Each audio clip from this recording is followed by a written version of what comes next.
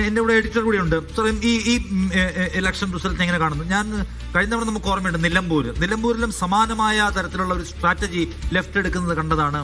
UDF, Jamaat-e Islami, മുസ്ലിം league, SDPI സൂക്ഷിച്ചോളൂ എന്ന സംഗതി. പക്ഷെ അതോടെ വിജയിച്ചില്ല എന്ന് മാത്രമല്ല, വലിയ തോൽവി വരെ ഏറ്റുവാങ്ങുകയും ചെയ്തു.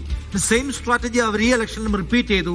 അന്ന് വർക്കാവാത്തൊരു സാധനം ഇന്നും തീരെ വർക്കായില്ലെന്ന് മാത്രമല്ല, അതിന് ഭയങ്കരമായിട്ടുള്ള കൗണ്ടർ പ്രൊഡക്റ്റീവ് ആവുകയും തലസ്ഥാന നഗരം കൈവിട്ടു പോവുകയും ചെയ്തു. അവിടെ BJP ജയിക്കുന്നത് കാണുകയും ചെയ്തു. സോ ഈ കേരളത്തിൽ ഇങ്ങനെ ഒരു ഡിവൈഡ് സ്വഭാവമുള്ള ഒരു സംഗതിയിലൂടെ നമുക്ക് ജയിക്കാൻ കഴിയും എന്നുള്ള ഒരു കോൺസെപ്റ്റ് പാളിയതാണോ ഈ കണ്ടത്? അല്ലല്ല, അതിനകത്ത് കാണേണ്ട കാര്യം, ഇതിപ്പോ നമ്മൾ ഒരു തിരഞ്ഞെടുപ്പിന് വേണ്ടി ഇങ്ങനെ ഒരു സ്ട്രാറ്റജി എടുക്കാം, അല്ലെങ്കിൽ ഒരു ടാക്ടിക്സ് എന്ന് നമ്മൾ പറയുള്ളൂ, തന്ത്രവും അടവും എന്നൊക്കെ പറയുന്ന രീതിയിൽ അങ്ങനെ ഒരു അടവ് നയം സ്വീകരിച്ചതിന്റെ ഭാഗമായിട്ടാണ് CPM ജമാഅത്തെ ഇസ്ലാമിക്കെതിരെയോ അല്ലെങ്കിൽ അത്തരത്തിലുള്ള ഒരു മുസ്ലിം വേറൊരു തരത്തിലുള്ള കൺസോൾട്ടേഷനെതിരെയോ ഒക്കെ നിലപാടെടുത്തത് എന്ന് ഞാൻ കരുതുന്നേയില്ല. അത് CPM-നെ സംബന്ധിച്ചിടത്തോളം അത്തരമൊരു നിലപാടെടുക്കുക എന്ന് വെച്ചാൽ അത് അവരുടെ പ്രായോഗികമായ രാഷ്ട്രീയ നിലപാടാണ്. ആ രാഷ്ട്രീയ നിലപാട് എടുത്തത്, ആ രാഷ്ട്രീയ നിലപാട് കൊണ്ട് നിലമ്പൂർ തൊട്ട് ഈ തദ്ദേശ തെരഞ്ഞെടുപ്പ് വരെ അവർ വന്നിട്ടുണ്ടെങ്കിൽ അത് ഈ റിസൾട്ട് വെച്ച് മാത്രം അത് അപ്പാടെ മാറി മറിയുമെന്ന് നമുക്ക് പ്രതീക്ഷിക്കാൻ കഴിയില്ല. ഒരു കാലം വരെ ഇപ്പൊ നമുക്കറിയാം, 2024 ലോക്സഭാ തെരഞ്ഞെടുപ്പ് വരെ എടുത്ത സമീപനത്തിൽ നിന്ന് മാറ്റം വന്നിട്ടുണ്ടെങ്കിൽ അത് ഒരു രാഷ്ട്രീയമായ വിലയിരുത്തലിന്റെ അടിസ്ഥാനത്തിൽ വന്നതാണെന്നാണ് ഞാൻ പറയുക, നിഷാദ്. അല്ലാതെ വരുന്ന തെരഞ്ഞെടുപ്പുകളിൽ എന്നാൽ തിരിഞ്ഞ് ഇങ്ങനെ ചെയ്തു കളയാമെന്നുള്ളതിന്റെ അടിസ്ഥാനത്തിലല്ല. അവിടെയാണ് എന്റെ വിയോജിപ്പും അതിനോട് എന്ന് വെച്ചാൽ രാഷ്ട്രീയമായി അങ്ങനെ ഒരു നിലപാടെടുത്തത് എത്ര കണ്ട് തെറ്റാണെന്ന് വെളിപ്പെടുകയാണ് എന്നുള്ളതാണ് നമുക്ക് കാണേണ്ടത്. അല്ലാതെ ഒരു സ്ട്രാറ്റജി, ഈ ഒരു തെരഞ്ഞെടുപ്പിന് വേണ്ടി ഈ ഒരു സ്ട്രാറ്റജിയിലേക്ക് പോകാം, അടുത്ത തെരഞ്ഞെടുപ്പ് അത് വിജയിച്ചില്ലെങ്കിൽ മറ്റൊന്നിലേക്ക് പോകാം എന്ന് കരുതുന്ന ഒരു മുന്നണിയല്ല LDF, അങ്ങനെ കരുതുന്ന ഒരു പാർട്ടിയല്ല CPM എന്ന് തന്നെയാണ് ഞാൻ കരുതുന്നത്. പക്ഷെ അവിടെ ആ രാഷ്ട്രീയമായി അത് വരുന്ന പിഴവ് ഇവർ വിലയിരുത്തുമോ തിരുത്തുമോ എന്നുള്ളൊരു ചോദ്യമാണുള്ളത്.